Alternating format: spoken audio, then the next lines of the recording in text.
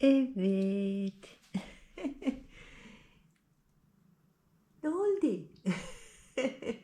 Ne yapıyorsun anneciğim? He? He? Beni sabah sabah sen mi kaldırdın bugün? He? Bağıra bağıra bağıra kalk kalk kalk. Geldim baktım suyum var, mamam var. He? Bir eksiğin yok. Değil mi bebeğim?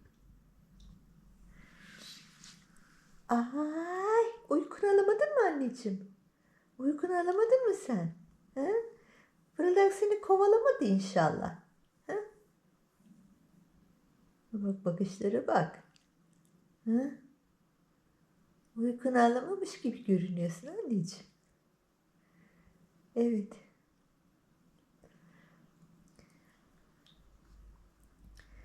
Makbule'nin sanırım Makbule bugünlerde yine bir veterinere gidecek. Biz daha önce onun bir problemi vardı. Böyle öksürür gibi, boğazını temizler gibi bir şey. O fazlalaştı. Yani nefes almasını etkiliyor bayağı. Bir şey olur diye korkuyorum. Bir randevu alacağım onun için. Ondan sonra ona bir baktırmak istiyorum. Evet, o beni biraz çok üzüyor. Yani böyle demek ki bizim gibiler yani yaş aldıkça rahatsızlıklarınız insanlarda çıkıyorsa haycanlarda da öyle sanırım. Ben yani daha önce baktığım kedi 8 yaşına kadar yaşamıştı. Yani yaşlı konumunda değillerdi.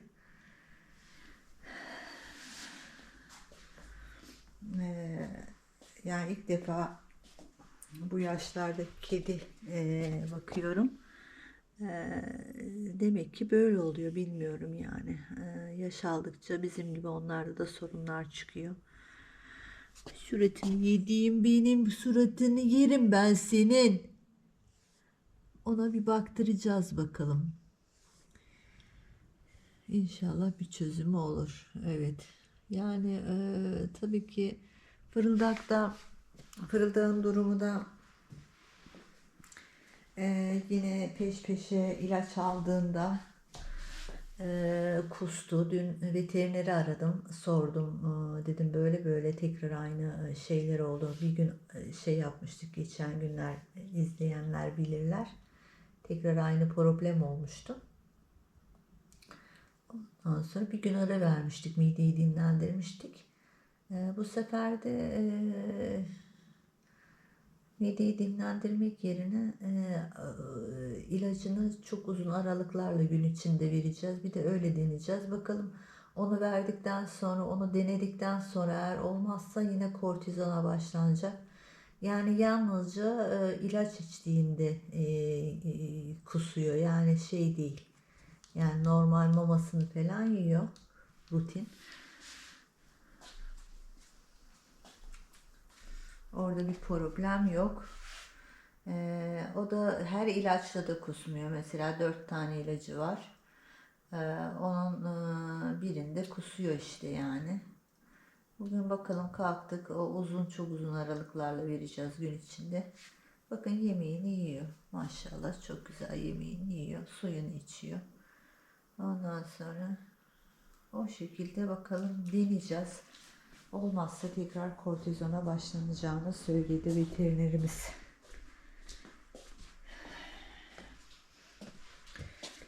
Yani durumlar böyle. Güzel kızım buradan sokaklarını izliyor.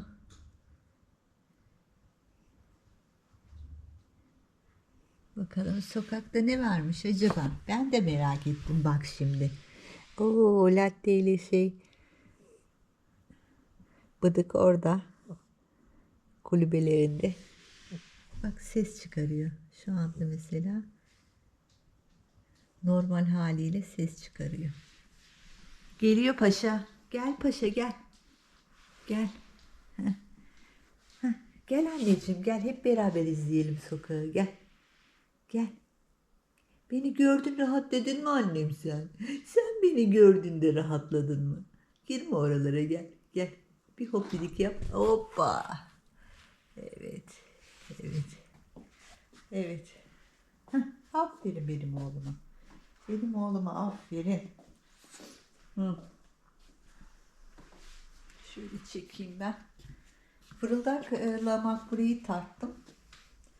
Ondan sonra ayın kaçında? 9'unda tarttım. Fırıldak 200 gram almış. Yani eski kilosuna göre bayağı bir düşük zaten de. 5,3. Makbule de 5,3. Makbule de 4,8'di galiba. O yarım kilo da o almış. Kül almışlar. Evet. Fırıldak tabii ki ta şeylerden düştü.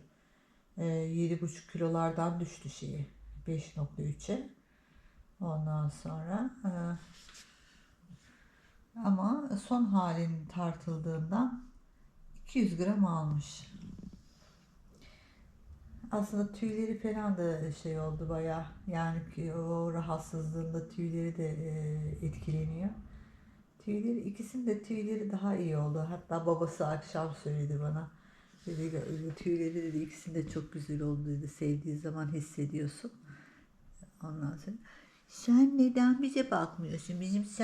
Senin suratına da ihtiyacımız var. Sen oradan bizi mi dikizliyorsun kız? He? Nefes alırken ses çıkarıyor çocuk.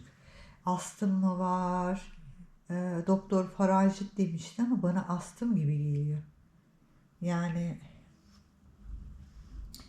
Allah'ım ya Rabbim ya. Vallahi çok şey oluyorum. İnanın çok üzülüyorum. Çok üzülüyorum yani.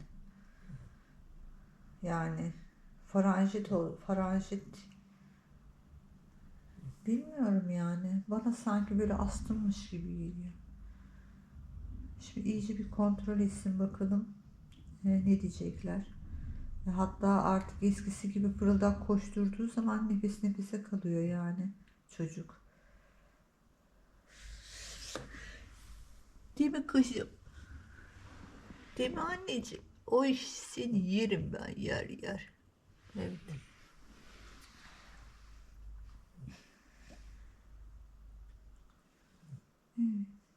Şu anda mesela sesini duyuyorum. Siz kamerada hissetmezsiniz ama ondan sonra sesini duyuyorum böyle.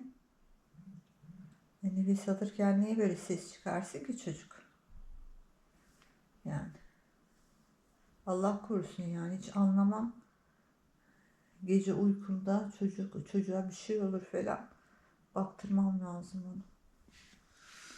Fırıldak Makbule'yi kovalama olur mu annem?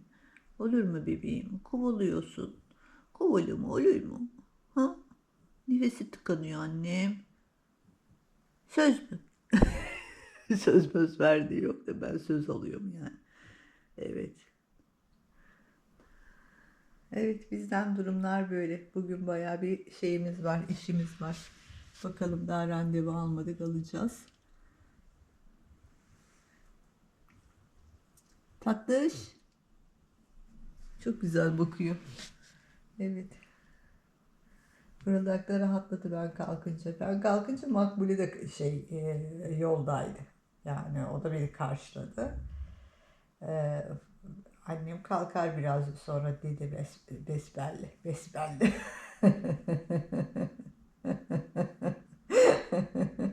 O Karadeniz'de kullanılan kelimeleri de kullanıyorum ara sıra. Evet. Hı hı. O kadar doğalız yani. Aklımdan ne geçerse onu söylüyorum. Evet. Bizim haberler böyle bugün. Görüşmek üzere. Kendinize iyi bakın. Hoşça kalın.